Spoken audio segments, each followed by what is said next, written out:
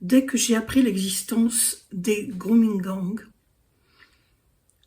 j'ai décidé immédiatement d'écrire un livre à ce sujet. Le choc a été si fort que cela s'est imposé à moi absolument. Je ne savais pas comment j'allais traiter le sujet, de quelle manière j'allais m'y prendre, comment j'allais recueillir les informations. Mais une chose était sûre, c'est que j'allais le faire et je m'y suis attelée tout de suite.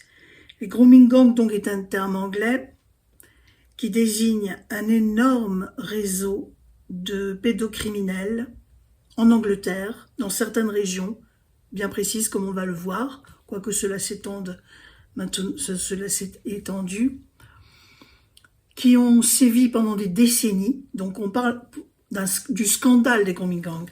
Ils ont sévi pendant des décennies, des réseaux de pédocriminels, pour la plupart, pratiquement tous, d'origine pakistanaise, et dont les victimes étaient seulement des petites filles, des enfants et des adolescentes d'origine anglaise, des blanches, pour le dire clairement. Donc, moi je suis romancière et essayiste, mais je me suis dit que j'allais le mettre dans une fiction. Alors, on connaît dans la presse, on connaît des prénoms de certaines victimes, ce qui leur est arrivé, car il faut savoir que cela est allé parfois jusqu'au meurtre. Certains sévices qu'elles ont eus, des documentaires ont été faits, notamment en Angleterre, et des articles aussi un peu partout maintenant. Mais il y a une chose qui est absolument... Enfin, le scandale est vraiment énorme. C'est par le nombre des agresseurs, le nombre des victimes qui n'est même pas exactement connu.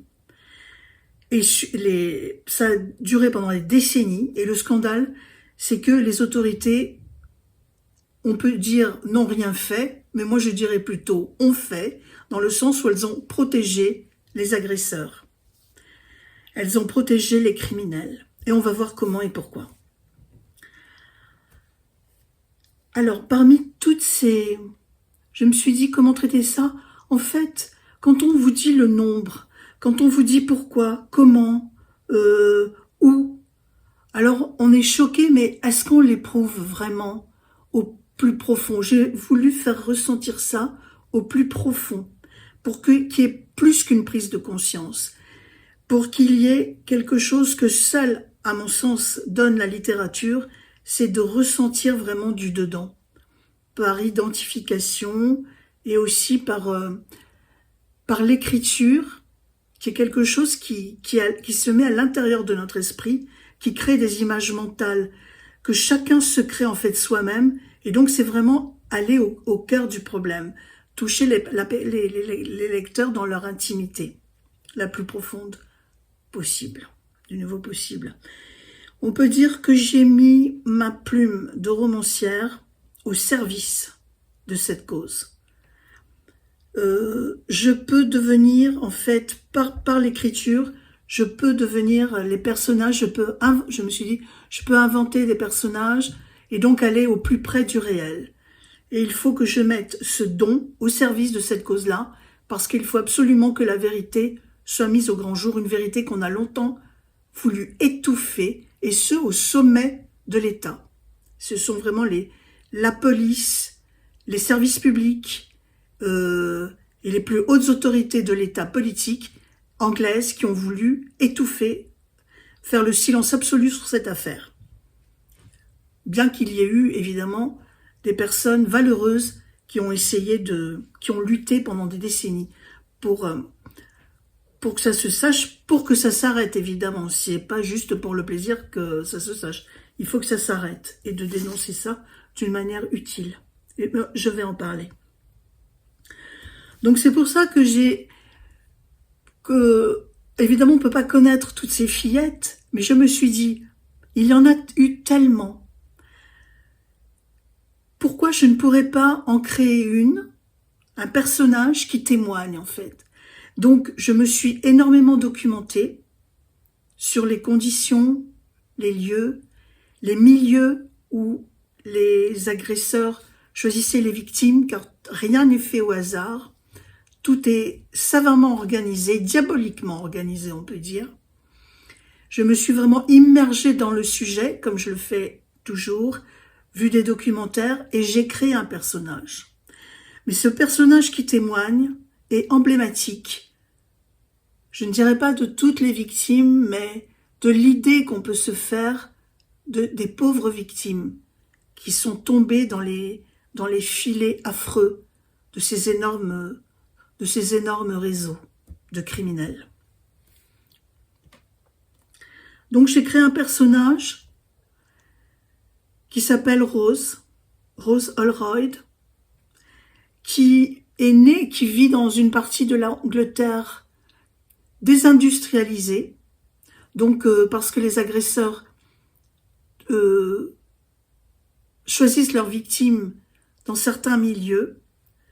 Il faut que ce soit des milieux pauvres, des familles en situation très précaire, très fragilisées par la désindustrialisation. Les parents sont souvent si démunis qu'ils ne peuvent pas vraiment bien s'occuper de leurs enfants. Enfin, tout est dans le marasme total. C'est les agresseurs donc d'origine en grande partie pakistanaise ne prennent que des blanches, et je vais dire pourquoi et comment dans la deuxième partie de mon exposé. Donc, mon livre se compose de deux parties. La première partie, c'est le témoignage de Rose. Rose a 14 ans. Et quand le livre démarre et quand le drame va éclater, c'est une petite fille qui rêve de devenir astronome, mais qui sait que dans son milieu, ça ne se fait pas. Donc déjà, elle part d'un mauvais pied. Il y a une faille en elle. Le père va sombrer dans l'alcoolisme. Elle va se retrouver complètement démunie. Elle va essayer d'aider sa mère qui pourvoit à faire bouillir la marmite, en fait, parce que son père est au chômage. Donc elle va se mettre à faire de la couture pour aider sa mère. Et pour elle, c'est plié, l'astronomie, elle ne pourra jamais. Mais elle rêve des étoiles. Et on va voir que c'est très important pour elle et pour toute personne d'avoir une passion, un centre, un axe d'équilibre et qui fait avancer. Mais seulement il y a cette faille. Et dans cette grande solitude, c'est là où le criminel va pouvoir sévir, en fait. On parle de scandale parce que des victimes sont allées à la police et les policiers avaient des ordres. Et les ordres consistaient à dire à ces victimes qu'elles se prostituaient de leur plein gré, qu'elles se droguaient, voire qu'elles vendaient de la drogue, et qu'en fait, elles volaient, et que le mieux c'était qu'elles déguerpissent du commissariat si elles ne voulaient pas qu'il leur arrive malheur, de la part des autorités évidemment. Au niveau de l'assistance, des assistantes sociales, c'était pareil, sauf dans le cas de certaines, dont notamment Jane Senior, qui est mentionnée aussi dans le livre. Il y a un journaliste qui a essayé aussi qui a essayé de dénoncer ça, mais on lui a fait comprendre qu'il fallait qu'il se taise, qu'il se la ferme en fait, en vérité. Donc tout vraiment a été fait jusqu'à il y a encore pas si longtemps pour que ça ne se sache pas. Les parents ne s'en apercevaient pas. Après, il faut savoir que un criminel de la sorte n'agit pas au hasard, et ce n'est pas une pulsion comme ça qui lui prend et il fait n'importe quoi. Tout ça est réfléchi, savamment organisé. Donc les victimes, ils font des enquêtes, ils savent qui prendre.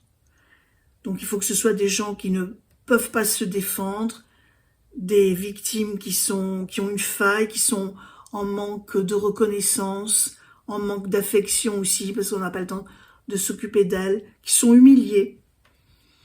Dans un monde où sont mis en avant le clinquant, la richesse, le farniente aussi, elles se sentent reléguées. Ce sont des personnes qui ne sont pas reconnues. Leurs parents même sont déchus. Donc les victimes en souffrent également. Et c'est là où l'agresseur va s'immiscer. Il va faire comme un chef de secte en fait pour recruter ses membres et ses victimes. Il va valoriser la survaloriser la personne, lui dire ce qu'elle a envie d'entendre et l'isoler aussi. C'est très important de lui dire moi seul je te comprends, je suis ton sauveur. Et c'est comme ça en fait qu'ils s'introduisent à ravir ces victimes. Et il faut comprendre aussi que c'est pas seulement leurs corps qui sont martyrisés parce qu'elles sont prostituées. Ça peut aller, on leur fait passer dessus plusieurs hommes par jour.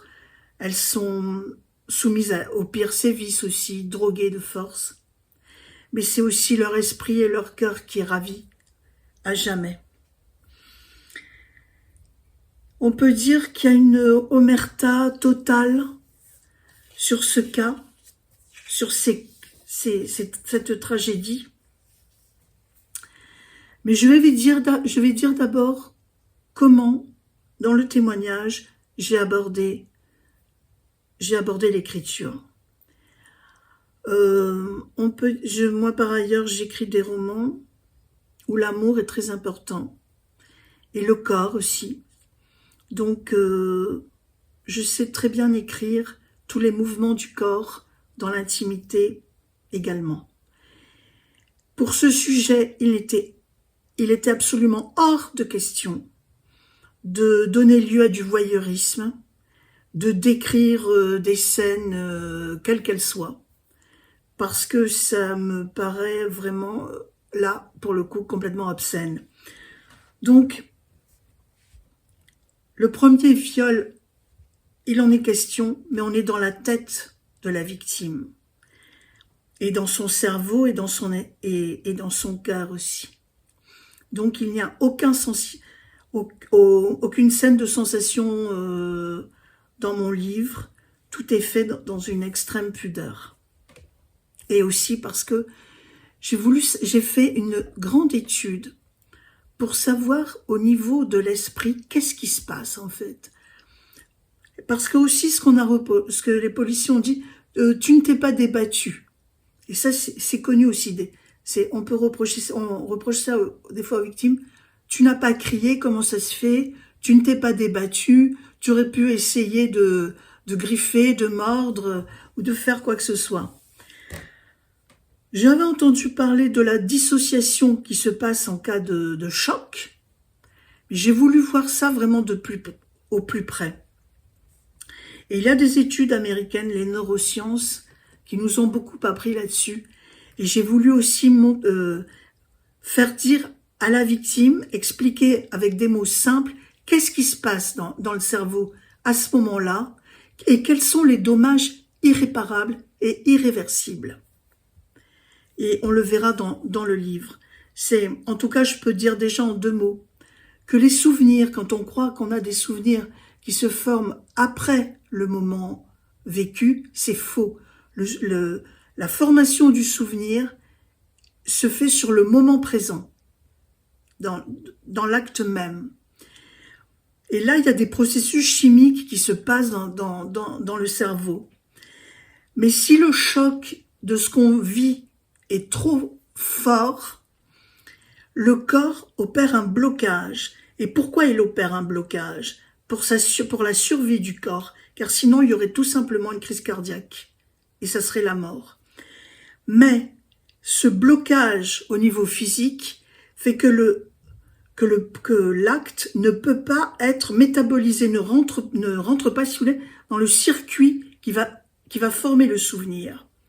Eh bien, ce processus-là, on peut dire que va former une torture de plus qui va venir hanter et peser sur les victimes, même après leur délivrance. C'est un dommage qui est vraiment très violent. Maintenant, on le sait, donc les psychologues essaient de font tout leur possible pour remédier à ça. Et ça, c'est aussi décrit dans le livre. Donc l'écriture préserve l'innocence, la beauté, et c'est surtout vu le témoignage dans les yeux de la jeune Anglaise, avec ses rêves, et comment elle s'est battue. Il y a une question très importante, c'est que j'ai l'intuition que ce problème de pédocriminalité va ne faire que s'amplifier. Alors je sais bien, il atteint toutes les classes sociales, toutes les ethnies dans le monde entier. Mais moi, je me suis polarisée sur cette question-là des grooming gangs. L'Angleterre, pédocriminel d'origine pakistanaise, victime blanche. Qu'est-ce que ça dit? Pourquoi? Pourquoi? Et ce silence. Et ça, cela va constituer la deuxième partie de mon livre, qui est plus courte et qui est la partie théorique et qui donne ma vision, que je dirai tout à l'heure, et c'est une vision qui est tout à fait personnelle, et je suis bien consciente qu'elle peut choquer. Mais c'est comme ce livre. Il fallait que je l'écrive, je l'ai écrit. Ce que j'ai à dire sur cette tragédie, elle fait mal, on peut la récuser, mais je n'en ai strictement rien à faire. Il faut que je l'écrive, parce que pour moi c'est la vérité. Donc je ne pouvais pas ne pas le dire. Il existe encore des forces capables, évidemment, d'agir et de protéger humainement ces êtres qui sont très, très fragiles. Il y a des fondations et c'est vraiment très, très salutaire. Il y a aussi des anciennes victimes qui œuvrent là-dedans et je trouve que c'est très important. Ce livre a été, je peux dire qu'il a été à la fois facile et difficile à écrire. Il a été facile à écrire au niveau intellectuel, au niveau technique, parce que j'ai tout de suite trouvé le ton. Donc, et puis j'avais beaucoup de choses à dire là-dessus, donc je n'ai pas ramé, si vous voulez, devant la page blanche. Mais très difficile à écrire, et il est encore maintenant pour la sortie de ce livre, parce que le sujet est absolument monstrueux. C'est, voilà, est-ce que ça c'est, est-ce qu'on est vraiment humain d'être humain, enfin, donc c'est vraiment très très lourd. J'ai essayé de le traiter de la manière la plus pudique possible, mais c'est vraiment très très douloureux.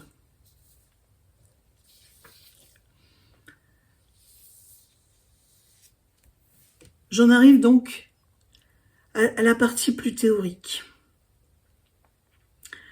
Alors pourquoi? Alors, parce que maintenant que le scandale, il ne peut plus être étouffé, on a demandé aux policiers, aux autorités, etc. Pourquoi vous n'avez rien dit? Pourquoi vous n'avez rien fait? Pourquoi vous avez protégé les criminels? Maintenant, il y a eu quelques procès, mais pourquoi? La réponse est toujours la même.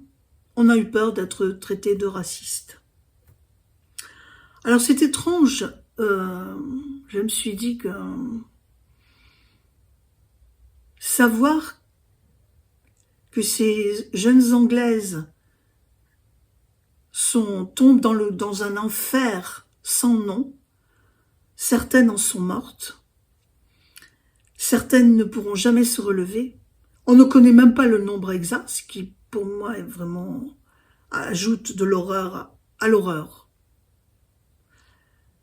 Mais comment on peut laisser faire ça et dire juste pour pas être traité de raciste? Mais alors, si on est traité de raciste, qu'est-ce qui se passe? On vous met en prison, on vous coupe la tête, on vous fait subir les sévices qu'on a fait subir à ces jeunes Anglaises. Qu'est-ce qui se passe? Il se passe que... Ah oui, on vous on vous regarde de travers, vous pouvez perdre votre travail. C'est vrai, oui, c'est vrai. Si vous êtes dans le monde de la culture, vous êtes banni, oui, parce que le monde de la dit culture est l'un des pires qui soit. Les gens pensent que c'est le monde de l'empathie et de l'humanisme. En fait, non, c'est encore pire. Mais je me suis dit quand même, c'est pas possible d'accepter ça comme ça. Il doit y avoir autre chose là-dessus. Qu'est-ce que c'est? Puis, je regarde les choses simplement. On dit parfois que la simplicité, enfin, en fait, elles ont été sacrifiées. On les a, mais mon intuition, que j'ai vérifiée, et maintenant je confirme, c'est que ce n'est pas un dommage collatéral. On ne peut pas dire, voilà, c'est dur, mais pour préserver l'ordre social, il a fallu sacrifier ces jeunes Anglaises. Non, c'est pas ça. Ce n'est pas un dommage collatéral. Ça a été voulu, c'est voulu.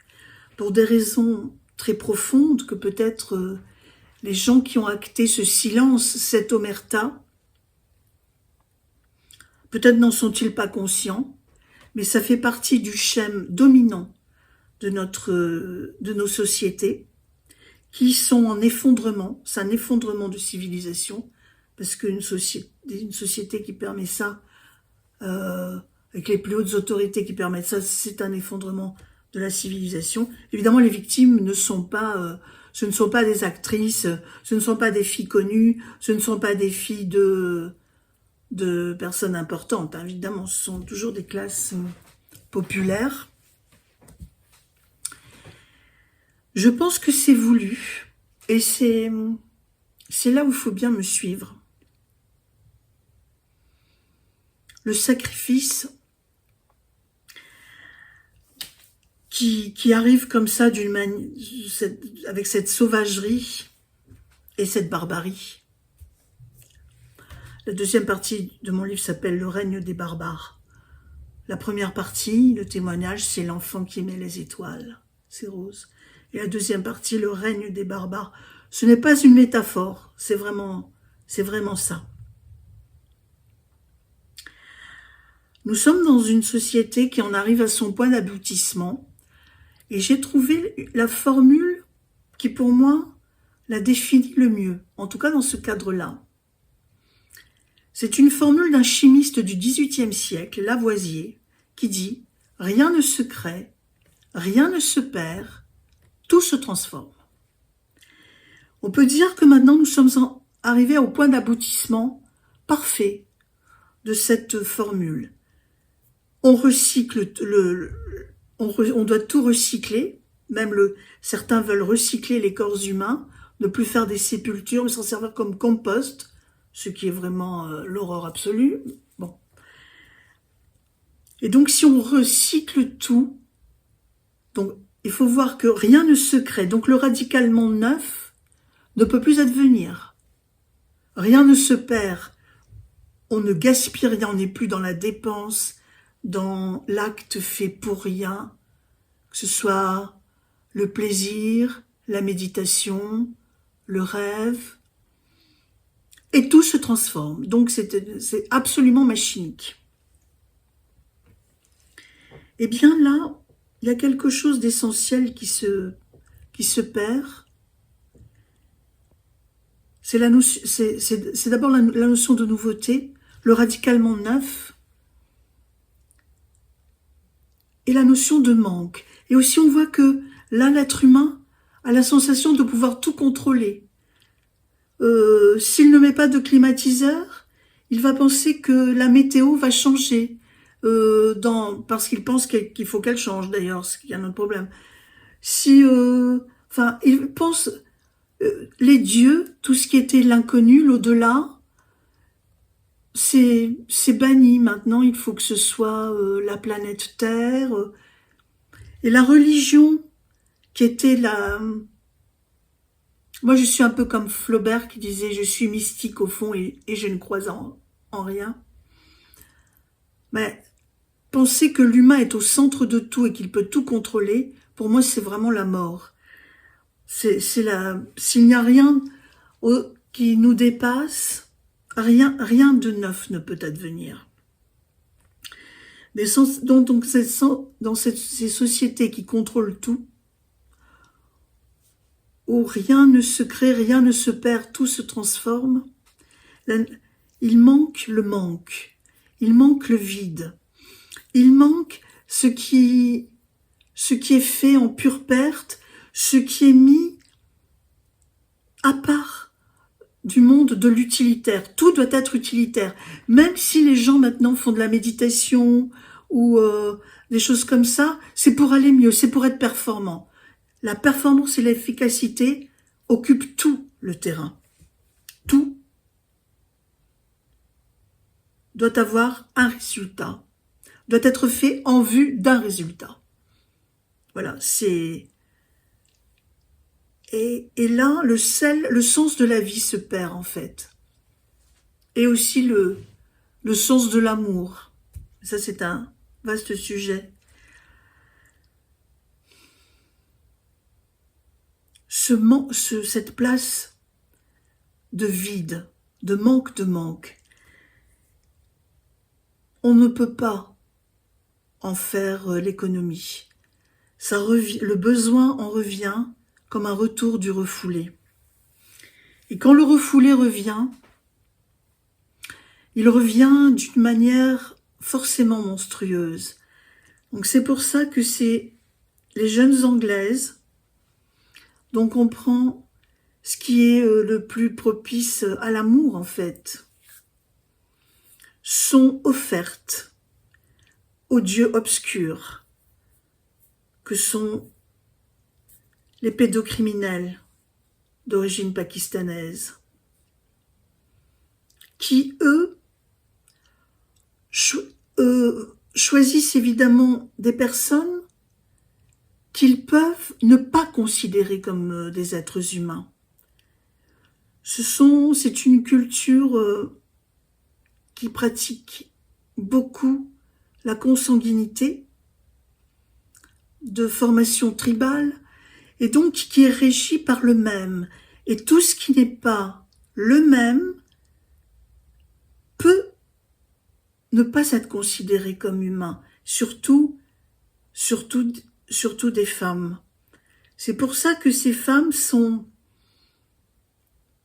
elles ne sont pas traitées comme des objets, mais avant d'être traitées comme des objets, elles sont vues comme des objets, elles sont considérées comme des objets. Ça vaut pour toute espèce de criminel. Un tueur, forcément, déshumanise la personne au moment de l'acte. C'est exactement ce qui est fait. C'est pour ça qu'elles sont blanches. Elles ne sont pas les mêmes. Ce sont les victimes, et eux, ce sont les dieux obscurs, de même que les nazis ont sacrifié les juifs. On fait ces holocaustes pour faire vivre les dieux obscurs. Eh bien, là, ça a été ces jeunes Anglaises qui ont été offertes en sacrifice. Ce qui est un peu difficile à comprendre, parce que, pas intellectuellement, mais à accepter, c'est que d'une manière plus ou moins consciente chez certains, ou peut-être pas, mais peu importe, c'est pareil, à mon sens, c'est délibéré, c'est nos sociétés qui ont voulu ça.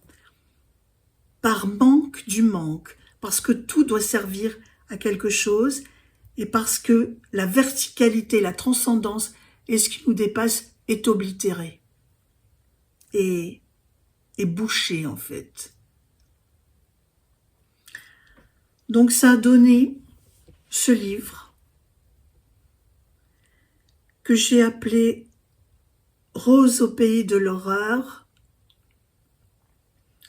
une jeune Anglaise dans l'enfer des grooming gangs. Pourquoi Rose au pays de l'horreur?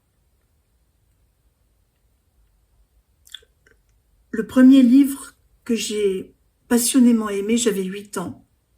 C'était Alice au pays des merveilles de Lewis Carroll. Donc c'est l'Angleterre, le pays des merveilles. Il se trouvait que l'Angleterre, dont j'aime beaucoup si la littérature en général, là, avec les grooming gangs, c'était pas le pays des merveilles, c'est le pays de l'horreur. Il faut faire attention parce que ce pays de l'horreur, ce n'est pas seulement l'Angleterre. Faites vigilant que cela ne se reproduise pas partout. Ça risque fort de l'être. C'est pour ça que j'ai mis ce titre. Et c'est pour ça que j'aimerais qu'on comprenne et qu'on aime ce livre douloureux où on va trouver l'esprit d'une jeune Anglaise et aussi apprendre beaucoup de choses. Et ça, j'y tiens aussi beaucoup. Qu'est-ce qui se passe dans l'esprit et le corps quand arrive l'innommable? Il y a des choses qu'un être humain ne peut pas supporter, qui créent des états de sidération. Et je peux dire que je suis fière d'avoir su écrire ces mécanismes scientifiques en langage clair, parce que là, ça nous permet de ressentir au plus près les dommages presque irréversibles qui sont faits dans le cerveau de ces jeunes victimes. Il faut savoir que cela bloque le développement psychique et intellectuel au niveau de la mémoire et au niveau aussi de la capacité d'absorption des connaissances. Donc c'est vraiment, on peut dire, quelque part, une amputation de l'intelligence, mais avec la volonté et avec l'intelligence peut se recréer. Rose pourra peut-être s'en sortir. Je laisse au lecteur le soin de le découvrir. Et essayer de faire passer aussi ce message qu'il ne faut absolument pas céder à la contamination du silence. Se taire, c'est collaborer. Collaborer, c'est être complice à un certain degré des actes, des crimes. Et donc, il faut aussi ne pas céder au conformisme. Si cela peut s'étendre de cette manière, ce silence, cette omerta, c'est aussi parce que les humains sont extrêmement grégaires, moutonniers.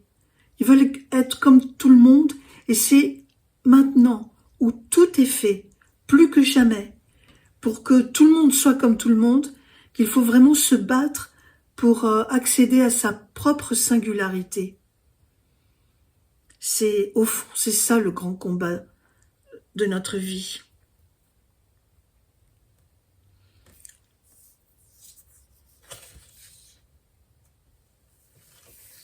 Et j'aimerais que les lecteurs ressentent tout cela, et même d'autres choses encore que je n'ai pas dites, que Rose a écrites. Et Rose, je voudrais qu'elle soit l'un des témoins, l'une des veilles de toutes ces victimes. Rose au pays de l'horreur est paru aux éditions de la Reine Rouge en mai 2026.